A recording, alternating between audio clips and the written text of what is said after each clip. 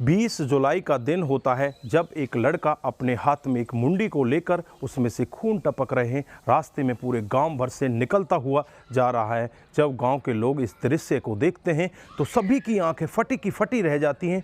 वो जानना चाहते हैं कि आखिरकार ये लड़का कौन है और किसकी मुंडी को इस तरह से काट कर यहाँ से लेकर जा रहा है। तो उनमें से ही तुरंत ही एक व्यक्ति पुलिस को खबर करता है। पुलिस मौके पर पहुंच जाती है। जब उस लड़के की गिरफ्तारी की जाती है, उससे बातचीत की जाती है, तो एक ऐसा खुलासा होता है जिसे सुनकर हर कोई व्यक्ति तंग हो जाता है। जो मुंडी उसके हाथ में होती है वो किसी और की नहीं, उसकी सगी बहन की होती है। दोस्तों, यहाँ पर बड़े सवाल कि उसने आखिरकार अपनी बहन की मुंडी क्यों काटी और क्यों उसे पूरे गाँव के बीचों बीच से लेकर घूम रहा होता है। पूरे सवालों के जवाब जानने के लिए वीडियो को अंत तक जरूर देखिए। आइए दोस्तों, जानते हैं पूरा मामला क्या था।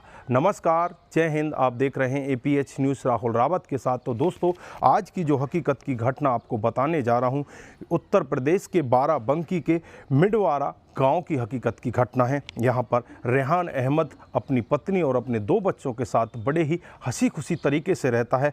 बेटी का नाम आसिफा जिसकी उम्र 18 साल होती है और बेटे का नाम रियाज जिसकी उम्र 24 साल होती है। जो पिता होता है रेहान अहमद, वो खेतीबाड़ी का काम किया करता है और बेटा भी खेतीबाड़ी में उसका हाथ बटाया करता है। लिखाया जाता है और उससे यही कहा जाता है कि बेटी, हम तो इस तरह के अनपढ़ रह गए, खेतीबाड़ी कर रहे हैं, लेकिन तू पढ़ लिख कर कुछ अच्छा बन जा जिससे कि हमारा नाम रोशन होगा। उसके बाद ऐसे ही धीरे धीरे समय बीतता रहता है। जो आसिफा होती है, पड़ोस में ही रहने वाले एक लड़के से प्यार प्रसंग में आ जाती है। लड़के का नाम बाबू खान उर्फ चांद बाबू होता है। जिसके प्यार प्रसंग में वो इस तरह से पड़ जाती है, वो घर वालों से भी कहने लगती है कि मैं इस लड़के के साथ में शादी करना चाहती हूँ, इस लड़के के साथ मैं रहना चाहती हूँ। लेकिन घर वाले उससे साफ मना कर देते हैं कि बेटी, तेरी उम्र अभी कम है, तो इस तरह का काम नहीं कर सकती और ये हमारे गाँव का मामला है। एक गाँव में एक दूसरे की शादी हम नहीं करा सकते, तुम चुपचाप अपने घर में बैठ जाओ। घर वालों को लगता है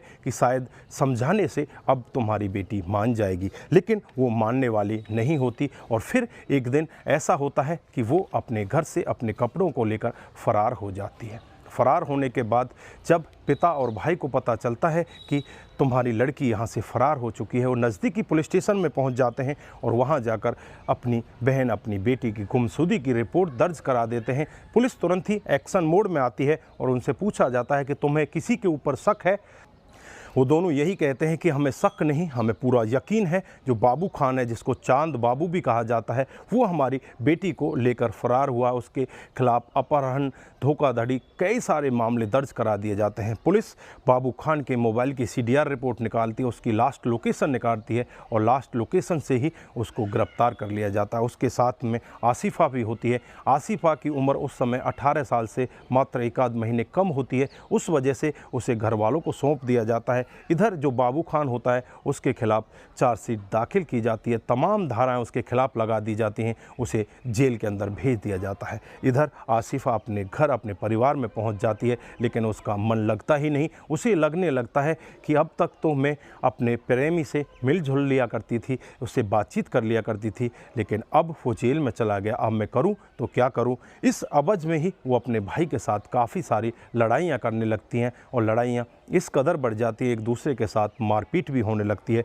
20 जुलाई का समय आ जाता है। 20 जुलाई के दिन के करीब 11 बजे का वक्त होता है, जब भाई बहन की आपस में बहुत ज़्यादा लड़ाई हो रही थी। लेकिन अड़ोसी पड़ोसी भी इसमें कुछ नहीं कह रहे थे, क्योंकि अड़ोसी पड़ोसियों को पता था कि इनका रोज़ का यही मामला है, इनकी रोज़ लड़ाई होती है। उसके बाद भाई अपनी बहन से कहता है कि ठीक है, तुम जीत गई, मैं हार गया, और तुम ऐसा करो, मेरे कपड़ों को धो देना और मैं यहाँ से जा रहा हूँ। उसके बाद भाई बाहर चला जाता है और बहन पानी लेने के लिए आगे बढ़ती है। पीछे से भाई आता है, उसके हाथ में एक ऐसा हथियार होता है जिससे ताबड़तोड़ अपनी बहन की गर्दन के ऊपर चला देता है। हाथ में बहन के सर के बाल होते हैं और दूसरे हाथ में उसके वही हथियार होता है जिसे बहन की गर्दन पर लगातार चलाता है और थोड़ी देर बाद ही बहन का धड़ अलग हो जाता है और सर अलग हो जाता है। उसके बाद बहन के सर को लेकर पूरे गांव से बीचों बीच निकलने लगता है। वो गांव के लोगों को यह बताना चाहता था कि मेरी बहन ने गलत किया, मेरी बहन मेरे खिलाफ थी, इसलिए मैंने अपनी बहन को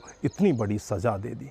दोस्तों, उसने ये काम बड़ी आसानी से कर दिया, लेकिन उसके पीछे उसने ये नहीं सोचा कि तेरे पीछे कितने परिवार यहाँ पर ख़त्म हो गए। एक तो जो चांद बाबू है वो भी ख़त्म ही हो गया, वो मानो जेल के अंदर पड़ा हुआ है। दूसरा, जो खुद उसकी बहन है वो भी ख़त्म हो चुकी, और ख़ुद आज वो रियाज जेल के अंदर चला गया क्योंकि पुलिस ने उसे गिरफ्तार कर लिया था। बाकी जो इसके माता पिता हैं उनका रो रो कर बुरा हाल है। माता पिता यही कह रहे हैं कि हमारे बेटे में पता नहीं कौन सा भूत सवार हो गया जिसने इतने बड़े क्राइम को अंजाम दे डाला। दोस्तों, यहाँ पर वो खुद भी अपने आप को जेल के अंदर बंद करवा देता है। बाकी अगर यहाँ पर भाई जरा सी भी सूझबूझ के साथ काम लेता तो इतने बड़े क्राइम को अंजाम देने की कोई ज़रूरत नहीं थी।